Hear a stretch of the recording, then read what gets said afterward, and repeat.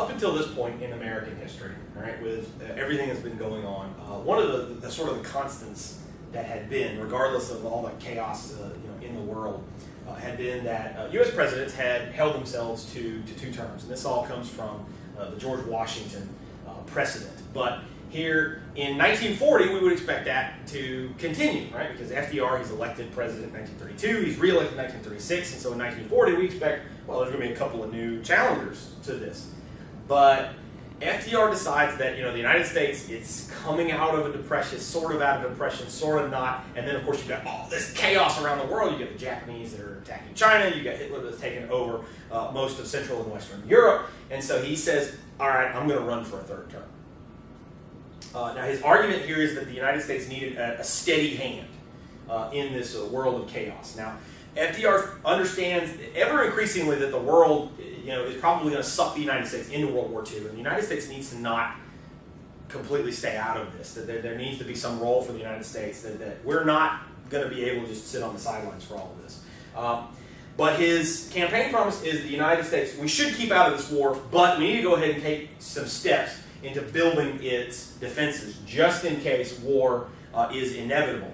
FDR his opponent is going to basically say the same thing that Roosevelt is. Roosevelt is going to take a fairly big hit from a lot of people who, a 3rd term, they're going to kind of step back from that. So he is going to take a little bit of a political hit in that regard. But you get 2 candidates, they're basically saying the same thing.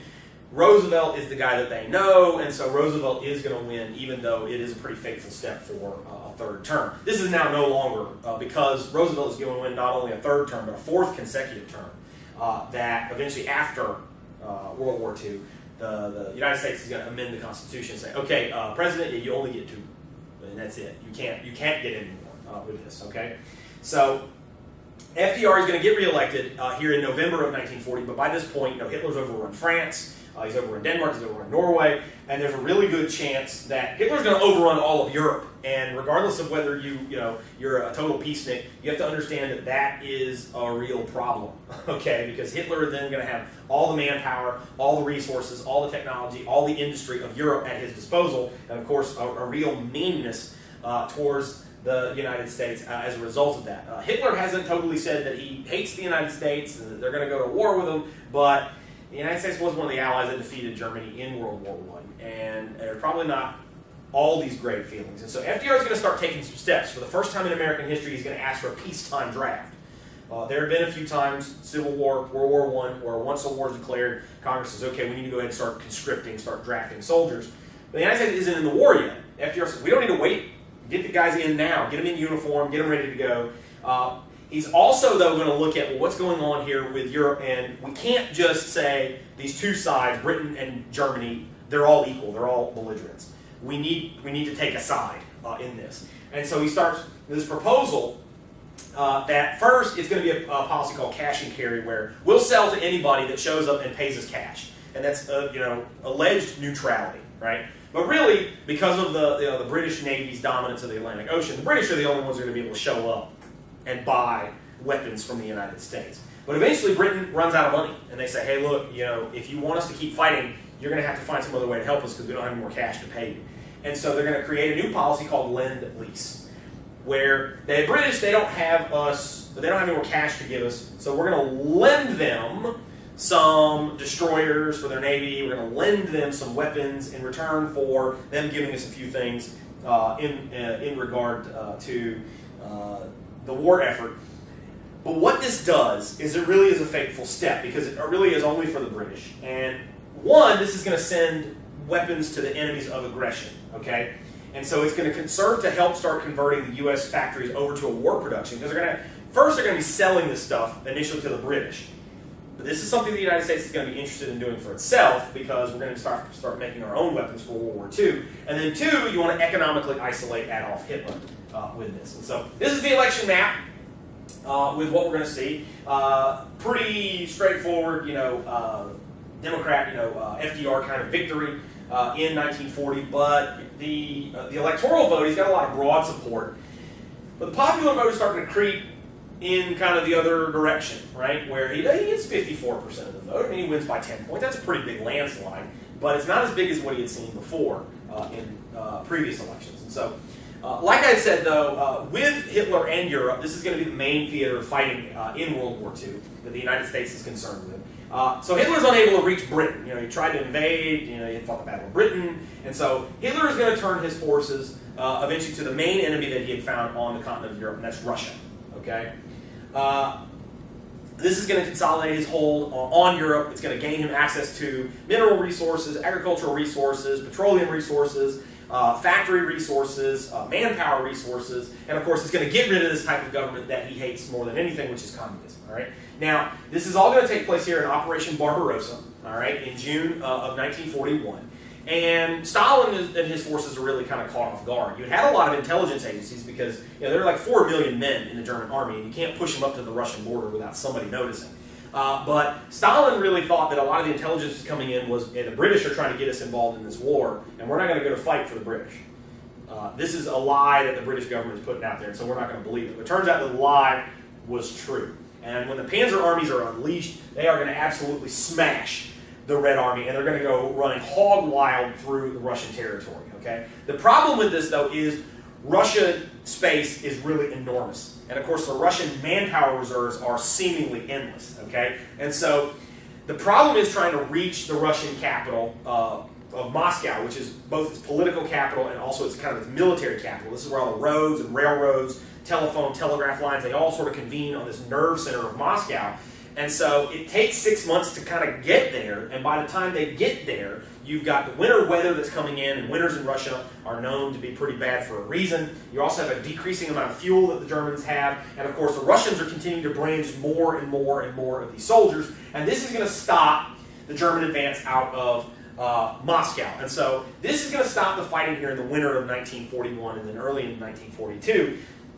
While they're stopped, though, the Germans, they aren't defeated. They haven't been pushed backwards. They haven't been beaten, really. They're just, kind of holding what they've got. In fact, a lot of people felt that, well, once the Russian snows melt in the spring, the Germans are just going to follow this up and they're just going to conquer Moscow, okay?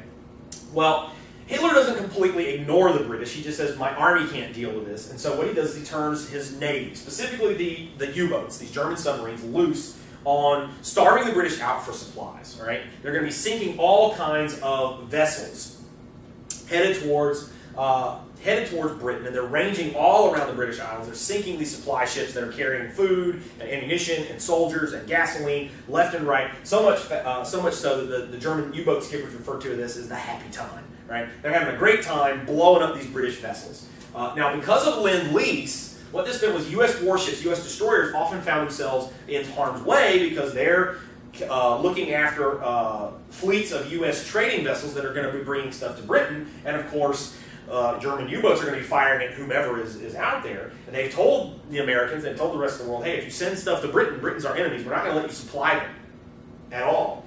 And so German U-boats are going to start firing at U.S. ships. Heading to Britain, and so FDR is actually going to allow for an undeclared war. He tells the U.S. Navy, all right, if you see a German U-boat, go ahead and shoot first.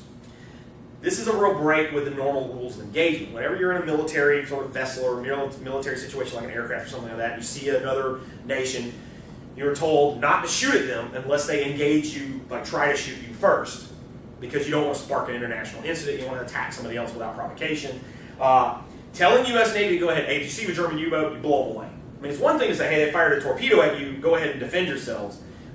He says, no, go ahead and start shooting at them. So this is in August of 1941. So in a lot of ways, the war with Germany starts pretty early. This is a map here, gives you an idea of kind of how Operation Barbarossa, this invasion of the Soviet Union, gets. And of course, these guys are going to push closer and closer to Moscow, and they are going to get perilously close here. As you see a German Panzer III with the Panzer Grenadier Infantry sort of fanned out beside them in this mass sort of open Russian steppe country. For those of you that have ever been out to kind of Kansas and Nebraska, that kind of area is rolling open hills. Think basically that minus a little bit of moisture. And this is the fighting that's taking place here in the Atlantic. These German U-boats, they were sinking so many vessels headed towards Britain. The U-boats were sinking them faster than British shipyards could make them.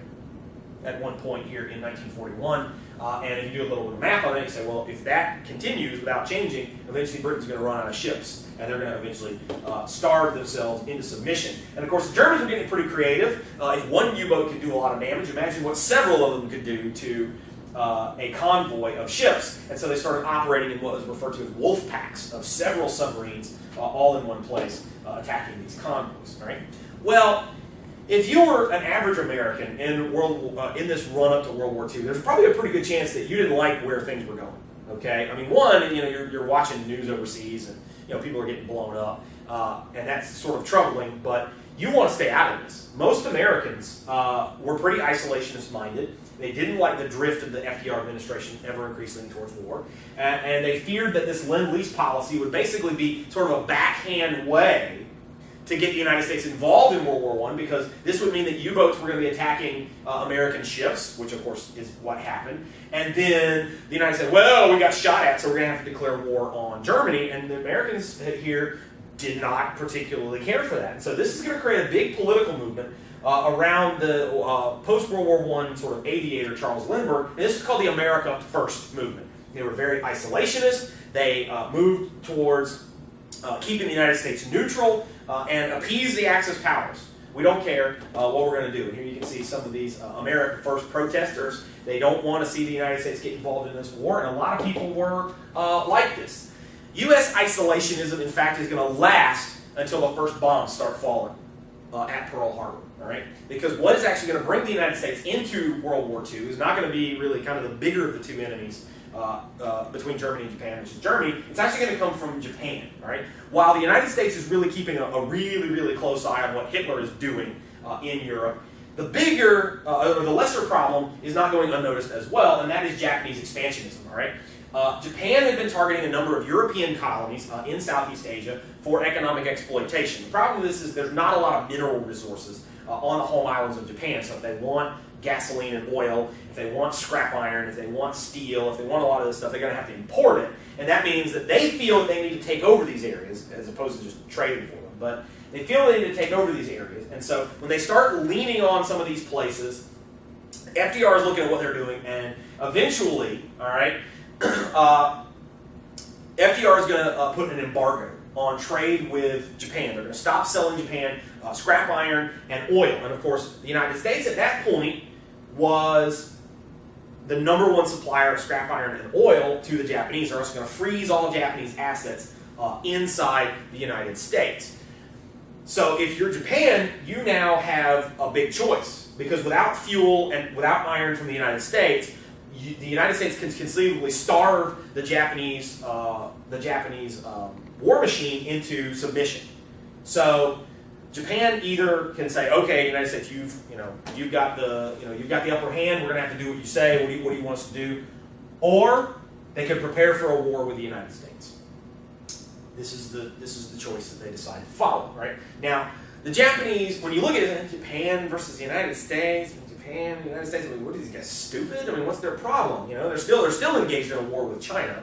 This doesn't seem like it's a very good idea. The Japanese weren't completely stupid. They did understand the fact that if they're going to fight a war with the United States, all right, they are going to have to provide a knockout blow, all right, against the Americans, specifically the American fleet, because the fighting between Japan and the United States, it would have to necessarily take place at sea and around these islands, and as long as the Japanese Navy maintains supremacy, well, it doesn't matter how many soldiers the United States has, because they're not going to be able to get them to theaters of battle. So, for the United States, the expectation was that the U.S. colony of the Philippines, that they had picked up from Spain in 1898 in the Spanish-American War, would probably be the most likely target, because it's right next to Japan, it's easy for them to get to.